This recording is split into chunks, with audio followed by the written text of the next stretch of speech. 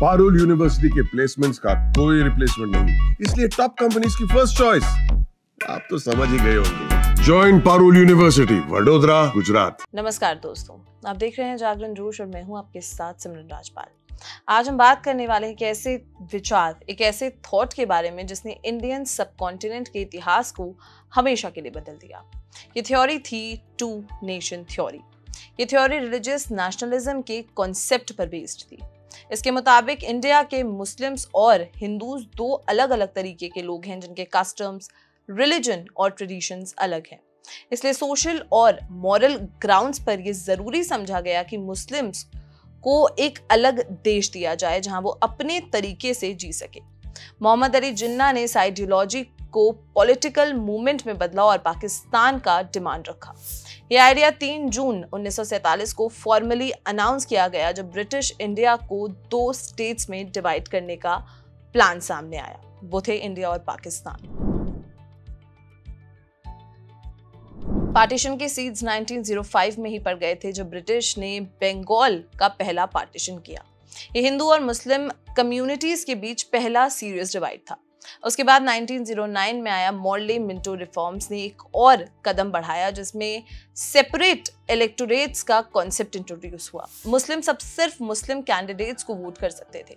इससे ब्रिटिश ने यह आइडिया प्रमोट किया कि हिंदूज और मुस्लिम्स के पॉलिटिकल और कल्चरल इंटरेस्ट अलग हैं। फिर 1990 में मोंटागू चेम्सफोर्ड रिफॉर्म्स आए जिसने मुस्लिम्स के लिए और सीट्स रिजर्व की।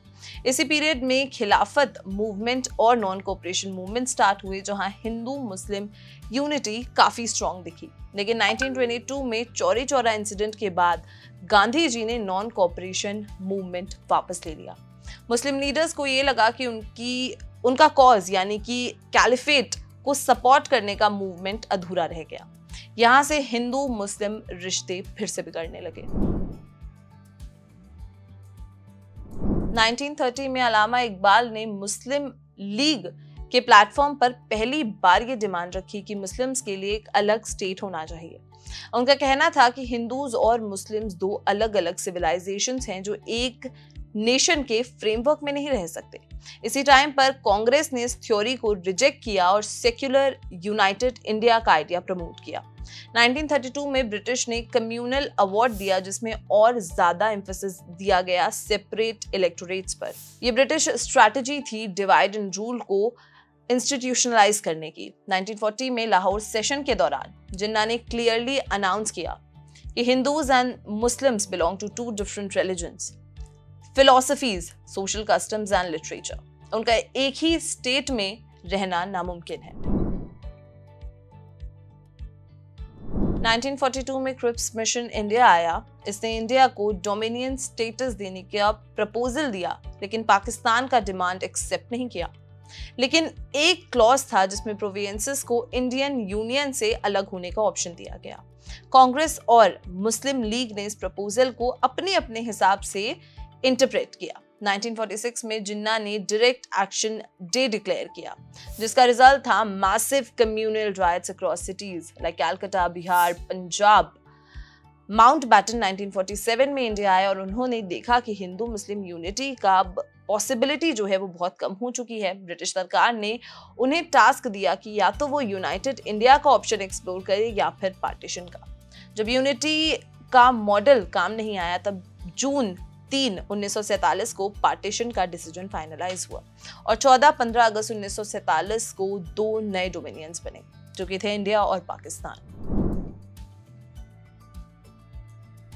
ब्रिटिश कॉलोनियल पॉलिसीज ने कम्युनल डिवाइड को डीपन किया। उन्होंने हर कम्युनिटी को रिलीजियस आइडेंटिटी के बेसिस पर डिफाइन किया। हिंदू, मुस्लिम, सिख और इनके लिए अलग अलग इलेक्टोरल राइट्स दिए। ये माना गया कि एक कम्युनिटी का एक रिप्रेजेंटेटिव सिर्फ उसी कम्युनिटी से हो सकता है। ब्रिटिश ने जिन्ना को मुस्लिम कम्युनिटी का सोल स्पोक्सपर्सन डिक्लेयर कर दिया जबकि और भी मुस्लिम लीडर्स कांग्रेस में एक्टिव थे। ये सब पॉलिसीज कम्युनलिज्म को स्ट्रेंथन करती गई। फिर डिवाइड एंड रूल के अंडर ये अज्यूम किया गया कि ये कम्युनिटीज एक दूसरे के ऑपोजिट हैं। ये सोच इवेंचुअली पार्टीशन तक हमें ले गई। कांग्रेस एक यूनाइटेड इंडिया के लिए स्ट्रगल कर रही थी। वो पाकिस्तान के खिलाफ थी। लेकिन जब नेगोशिएशंस मुस्लिम लीग के साथ फेल हो गए और इंटरिम गवर्नमेंट का एक्सपायरमेंट भी फ्लॉप हो गया तो कांग्रेस ने पार्टीशन एक्सेप्ट कर लिया। एक रीजन ये भी था कि लीडर्स को लगा कि ये डिमांड पॉपुलर विल पर बेस्ड है।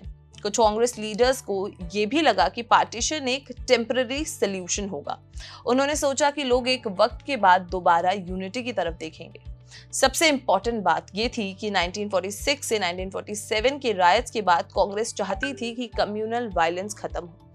उन्होंने फोर्स का यूज नहीं किया क्योंकि कांग्रेस के डेमोक्रेटिक आइडल्स इसके अगेंस्ट थे। जब ब्रिटिश और साथ ही साथ मुस्लिम लीग के साथ किसी भी तरीके का समझौता नहीं हो पाया तो कांग्रेस ने पार्टीशन के डिसीजंस को एक्सेप्ट कर लिया। पार्टीशन के बाद आजादी मिली, लेकिन साथ ही एक बड़े पैमाने पर वायलेंस, माइग्रेशन और ह्यूमन ट्रेजेडी भी हुई। तो आज की स्थिति यह है कि इंडिया और पाकिस्तान दो अलग अलग देश हैं और इंडिया पाकिस्तान के बीच जो चल रही इस वक्त की टेंशन्स हैं वो हम सब जानते हैं। तो टू नेशन थ्योरी पर आपका क्या कहना है, हमें कमेंट सेक्शन में जरूर बताएं और अगर ये वीडियो पसंद आई हो तो इसे लाइक और शेयर करना बिल्कुल भी ना भूलें। मिलते हैं अगली वीडियो में। नमस्कार।